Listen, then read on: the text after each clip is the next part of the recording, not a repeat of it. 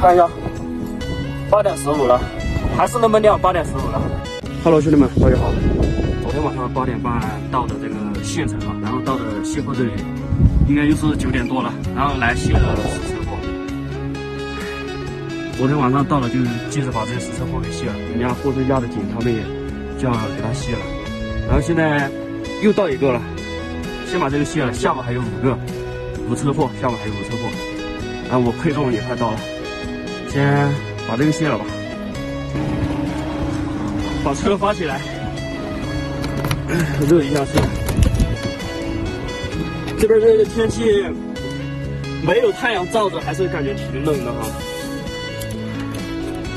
我行李昨天晚上卸完都没拿回去，卸完太晚了，他们也都困了，所以说他们买的有新行李，然后我去续新的。今天晚上我把自己的搬去，打火，一把就打。正在热车，这些全部是昨天晚上卸的。我们先卸在下边，然后等这个主车来了，就那个主机来了，往山上走的话，我们这些再陆续的转上去，就在上面了，风场就在上面。这边太阳倒是挺大的，但是这个风刮起来还是冷。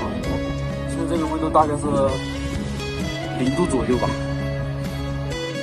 这个车也是今天早上一早就到了，他就拉了2吊货，一吊这个大臂，一吊还有配重。本来我们一早就要过来给他卸的，然后他们工人师傅起不来。昨天晚上我们卸货卸到11点多，然后回去到住的地方都快12点多1点了，所以说今天就稍微晚一点给他卸。正好卸完这一车，我看看能不能将就把我的配重也给卸了，好像我的配重也快到了。卸完我问一下他。这车货卸完了，就等我的这个配重过来了，然后我们还有5车货，在上午4、5点或者5、6点才到，但是我那个配重应该快到了。哎呀，现在这个山谷底下没有信号，我去山上风场上机位打个电话，先去看一下，打个电话问他到哪里了。刚才我们去上面机位上，上面这个手机信号好的很有，然后呢打电话问了一下他那个拉配重的说离这就有5、6公里了，我们就下来在这边等着，把配重卸了，然后再回去。我们住的地方离现在这个位置是我打了一下导航是23公里，到机位的话估计就是30几公里了，就是住的有点远哈。慢慢等他过来把配重卸了就回去。你看我刚刚说还有5、6公里，然后他就过来了，大家就要到这里。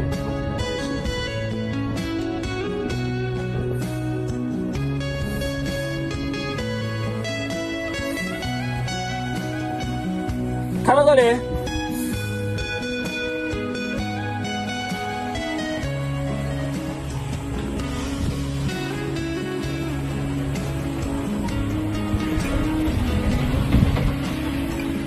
，2块配重，2块电板就是。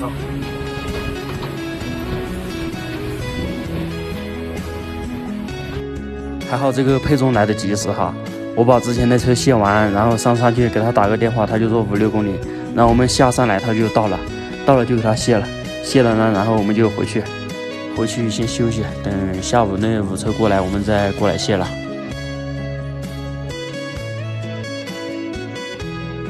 下午这5个车到都是7点多了哈，兄弟们，你们别看现在这个天啊还是很亮，而且太阳很大，实际已经是晚上7点多了哈。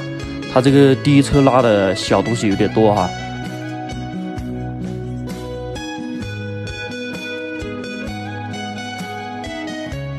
这个小东西多的话，确实卸了慢哈。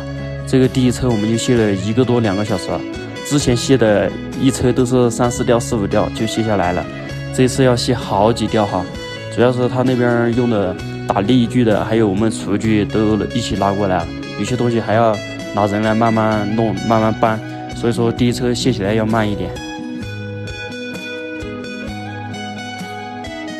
我们就抓紧卸吧，卸完好下班回去。不然这个到晚上又不好看，然后呢又是风大，它有些时候一大股风吹过来，对着我吊车就吹过来了，还带着灰，然后一吹过来打在我吊车上，我这个上车驾驶室里面都会进灰。主要是你们也知道，这个吊车上车驾驶室这个密封性不是很好，所以说我坐在驾驶室里面也得跟着一起吃灰。看一下，还有3车，后边2车，然后这还有1车，这前面2车已经耽误了。哎呀！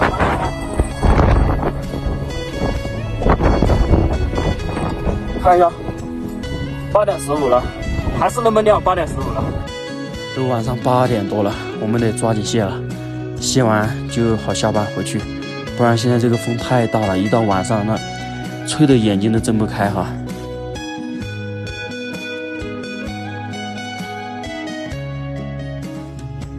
现在是晚上9点半了，兄弟们看，现在晚上9点半，这个天看着还是那么蓝。你们看这个灰，你们看，我去，这个灰真的太大了，工人师傅他们在下面眼睛都睁不开哈。说实话，总算是最后1车了，把这车卸完我们就下班了。好了，兄弟们，咱们这期就到这里了，谢谢大家，感谢大家关注我的吊车日常，谢谢。